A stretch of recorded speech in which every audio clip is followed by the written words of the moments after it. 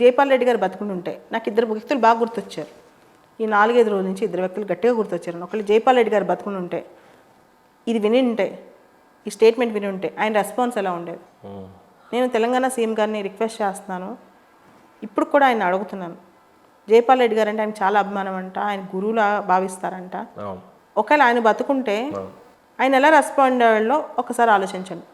2, రామోజీరావు గారు, దీనిలో నేను కులం మతం ఏం మాట్లాడలా, ఆయనకి స్పెసిఫిక్గా ఈ ఆ మూవీ ఎందుకు తీశారంటే సమాజంలో ఒక స్పృహ తీసుకురావాలి. డిఫరెంట్ లేబుల్ వాళ్ళని మీరు హీనపరచొద్దు, వాళ్ళు equally powerful, they can become best performers in any field అని ప్రూవ్ చేయడానికి ఆయన సినిమా తీశారు. ఆ తర్వాత అది హిట్ అయిద్దా లేదా, అలాంటి సోషల్ థీమ్స్ చేసేటప్పుడు ఎవరు చెప్పలేరు, కానీ అది హిట్ అయింది, అది వేరే విషయం.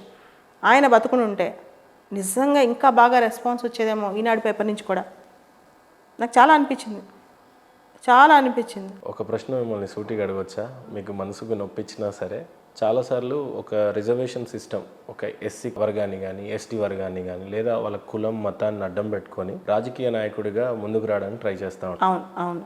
మీకు వచ్చినటువంటి ఈ ఇష్యూ ఖచ్చితంగా ఫ్యూచర్లో కానీ గతంలో కానీ బాలలత గారు పొలిటికల్గా ట్రై చేశారు, రాలేకపోయారు. ఇంకా ఈ ఇష్యూతోని పొలిటికల్ స్టంట్ వేయడానికి చాలా బాగా పనిచేస్తుంది. ఈ వర్గం అంతా ఎంట పెట్టుకొని ఈ వర్గాన్ని నేను ప్రతినిధిగా ఉంటాను అని చూపించుకొని పొలిటికల్ స్టంట్ లాంటిది కూడా అని అంటున్న వాళ్ళకి మీరేం చెప్తారు?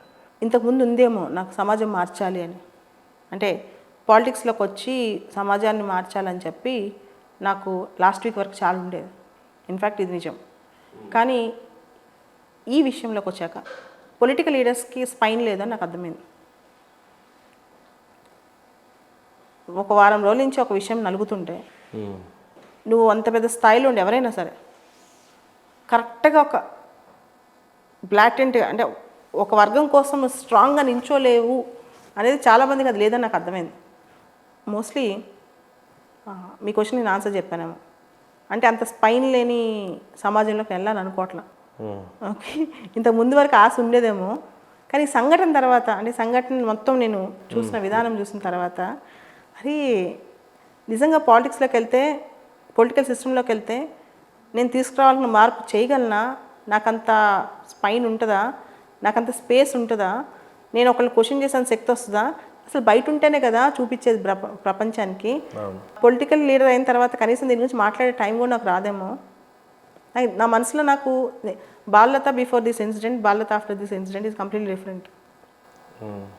Balalatha is going to change in many respects. అంటే ఫస్ట్ టైం నాకు అనిపించింది బతికితే ఇలానే బతకాలి. కానీ సమీకరణాలన్నీ మార్చగలిగే శక్తి రాజకీయంకే ఉంది. మరి పార్లమెంట్లో కానీ కాన్స్టిట్యూషన్లో కానీ అంటే అక్కడ మాత్రమే మీరు పోరాటం చేయగలిగితే వీళ్ళందరికీ న్యాయం చేయగలరు. మీరు విత్డ్రా చేసుకుంటాను అని అంటే భయపడ్డట చాలామంది మిమ్మల్ని చూసి ఇన్స్పైర్ చేసుకునే భయపడలేదు. ఇష్యూ అంతా ఒక్క ఎత్తు అయితే, బట్ మీరు స్వతహాగా దాన్ని అలా అడ్మైర్ చేసుకోవటం, భయపడిపోవటం, వెనక్కి తగ్గినట్టుగా అనిపించటం, దీన్ని ఎలా తీసుకోవాలి? నేను భయపడలేదు మహేందర్ గారు, నేను ఎక్కడ భయపడ్డాను? నేను చెప్తున్నాను. రాజకీయం ఇప్పుడు ఏమవుతుంది ఇప్పుడు చూడండి మొత్తం ఎపిసోడ్లో నేను స్పందించాను, రకరకాల సంఘాలు స్పందిస్తున్నాయి, రకరకాల మహిళా సంఘాలు స్పందిస్తున్నాయి. నక్సలిజం భావజాలం ఒకప్పుడున్న, అంటే ఇప్పుడు లేదు, ఒకప్పుడున్న సురేఖక్క, తర్వాత సీతక్క ఇద్దరు స్పందించారు. మీరు గమనించారా? ఇలాంటి వాళ్ళు ఏదైతే మెయిన్ స్ట్రీమ్ పాలిటిక్స్ కాకుండా కొంత వ్యక్తులు మాత్రమే స్పందించారు, కానీ సమాజం మీ పక్షాన నిలబడ్డట్టు పెద్దగా అనిపించలేదు కదా? లేదండి, కొన్ని వందల వేల మంది నేను చూస్తున్నా. అంటే entire Telangana and Andhra society దీనికి బాగా రెస్పాండ్ అవుతుంది. And they know what is what, వాళ్ళకి తెలుసు ఏం జరుగుతుంది అనేది. అండ్ ఫస్ట్ టైము నేను సమాజంలో చూశాను, తెలంగాణలో ప్రశ్నించే హక్కు. తెలంగాణ ఉద్యమం తర్వాత ఏ అధికారినైనా ఫ్యూడలిస్టిక్ మైండ్ సెట్ ఉంటే గట్టిగా మేము ప్రశ్నిస్తాం అనేది ప్రజల్లోకి ఒక సోషల్ ఇష్యూలో వెళ్ళిపోయింది. ఇది మామూలుగా లేదు ఇష్యూ. రెండోది సీతక్క గారు తర్వాత సురేఖక్క గారు స్పందించిన తీరు కూడా చాలా బాగుంది. అంటే వాళ్ళకి ఆ మనసు ఉంది. తర్వాత ఖచ్చితంగా గవర్నమెంట్లో ఇమీడియట్ ఈరోజు అంటే రేపే results Rao, takes time. But డెఫినెట్గా గవర్నమెంట్ దీనిపైన స్పందించడమే కాదు, ఫస్ట్ టైం దివ్యాంగ సమాజం మీద గవర్నమెంట్కి గౌరవం పెరుగుద్దని కూడా నేను అనుకుంటున్నాను. ఎందుకంటే వీళ్ళకి ఎంత పెద్ద సమస్య వచ్చినా వీళ్ళ జాతినే ఒక హీనమైన స్టేట్మెంట్ ఇచ్చినా రాజ్యాంగబద్ధంగా అడుగుతున్నారే కానీ వీళ్ళు వైలెన్స్ చేయట్లేదు అక్కడ, హింసకు లేదు. ఇన్ఫ్యాక్ట్ వాళ్ళ మనసులు చాలా గాయపడ్డాయి.